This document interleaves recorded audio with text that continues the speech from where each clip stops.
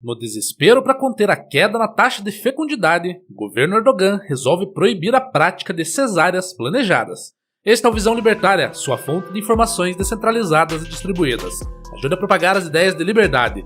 Deixe o seu like e compartilhe com seus amigos. Um artigo seu pode virar vídeo aqui também, sabia?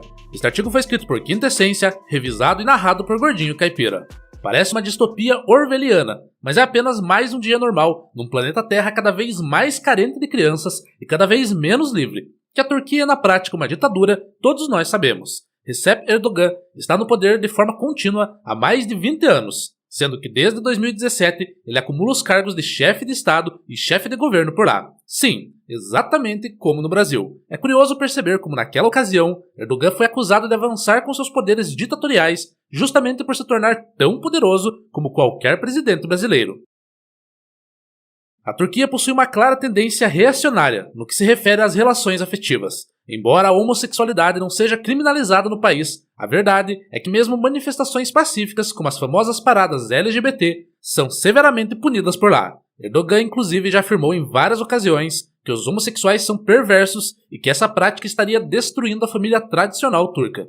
Contudo, não foi exatamente o pensamento reacionário que levou o governo turco a tomar sua mais nova medida autoritária, e sim os problemas demográficos. Como acontece em vários outros países, a Turquia tem enfrentado uma série de problemas relacionados à queda nas taxas de natalidade. Isso não é exclusividade desse país. Na verdade, tanto o mundo desenvolvido quanto os países emergentes têm enfrentado esse desafio. Nós já falamos sobre isso em vários vídeos aqui no canal. Como? No Japão, são vendidas mais fraldas para idosos do que para bebês. O colapso demográfico vem aí. E o número de animais domésticos na China vai superar o de crianças pequenas ainda em 2024. Links na descrição.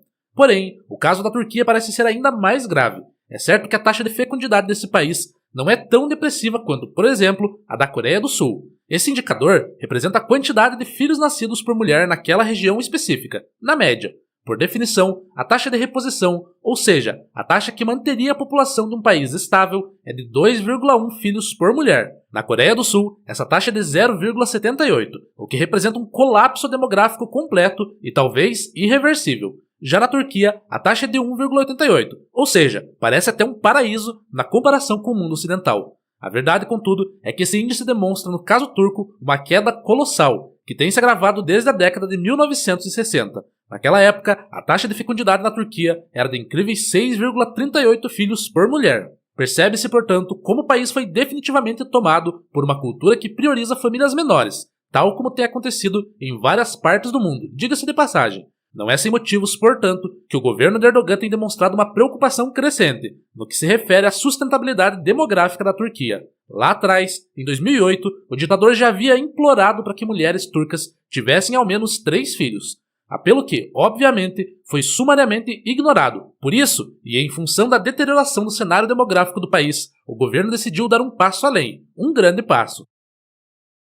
Em resumo, Erdogan proibiu os centros médicos turcos de realizarem cesáreas planejadas, ou seja, aqueles procedimentos que não decorriam de condições emergenciais, mas sim de uma preferência particular. A medida, publicada em abril, tem efeito imediato e proíbe de forma definitiva qualquer cesárea que não seja motivada por questões clínicas graves. Além disso, o governo também impôs controles mais rígidos a respeito da documentação dos pacientes, com necessidade de digitalização de dados e adoção de procedimentos específicos. Tal medida foi adotada no contexto de uma série de iniciativas adotadas pelo governo Erdogan para transformar 2025 em um ano da família. E se você quer saber o que a proibição de cesáreas planejadas tem a ver com a guerra contra a queda nas taxas de fecundidade, eu explico. Acontece que mulheres que fazem cesáreas recebem a recomendação de não engravidar pelos 18 meses seguintes, para que a cicatrização do corte aconteça de forma plena, evitando problemas em gestações futuras. Em comparação, uma mulher que passa por um parto normal já está apta para engravidar novamente,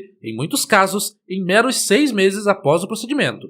Em resumo, ao proibir a prática generalizada de cesáreas, o governo da Turquia pretende incentivar a gravidez mais frequente. Eu sei, isso parece absurdo e realmente é. Contudo, é necessário dar um contexto para essa medida. Na Turquia, a taxa de partos realizados por meio de cesáreas é absurdamente alta, 57% do total e subindo cada vez mais. A título de comparação, a média das nações europeias desenvolvidas, ou seja, cujas populações têm acesso a tratamentos médicos de qualidade, é de apenas 20%.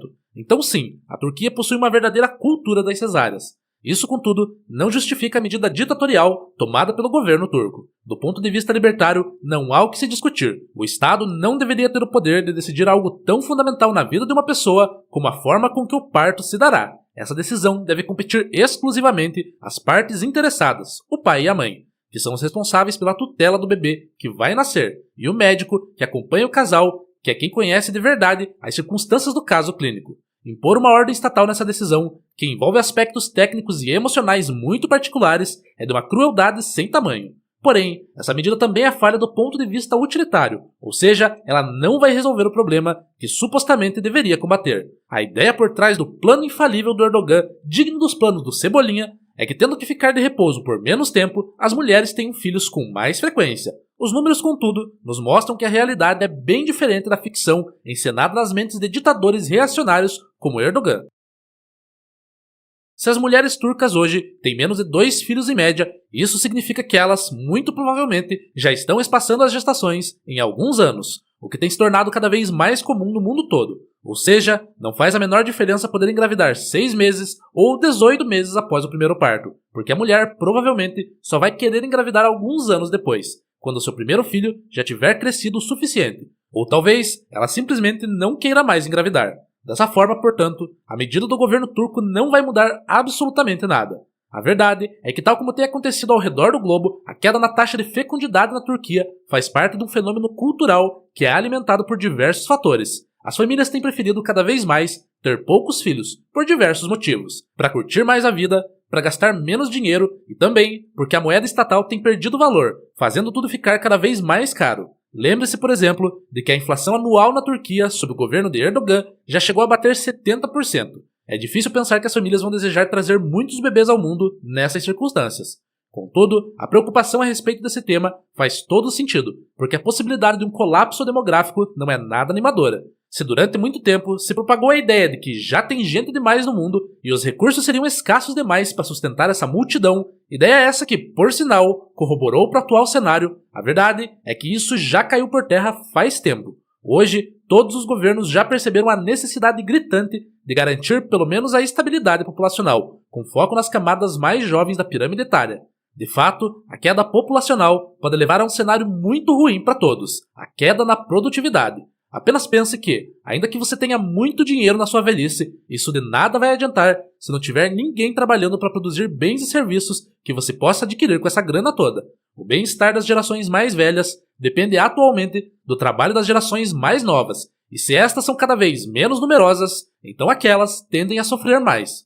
Alguém pode afirmar, é claro, que os avanços tecnológicos vão resolver esse problema, principalmente com o desenvolvimento da inteligência artificial. Porém, ninguém pode afirmar com 100% de certeza que isso realmente vai acontecer, ou que os avanços vão mesmo salvar a humanidade do colapso demográfico. Para todos os efeitos, ninguém está disposto a pagar para ver. O mais seguro é tentar reverter essa tendência o quanto antes.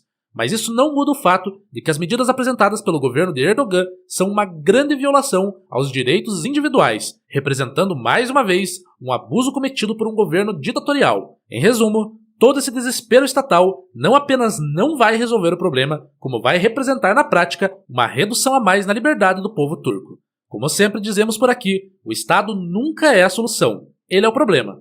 Em muitos aspectos, o que o Estado na Turquia e em qualquer outra parte do mundo fez foi criar o cenário perfeito para que um colapso demográfico acontecesse. Agora, em desespero, o mesmo Estado tenta domar o monstro que ele próprio criou, às custas, é claro, de mais violações de direitos. Para o bem do povo turco e para que a Turquia tenha alguma chance de sobreviver ao colapso demográfico, o Estado deveria parar, isso sim, de interferir na vida das pessoas.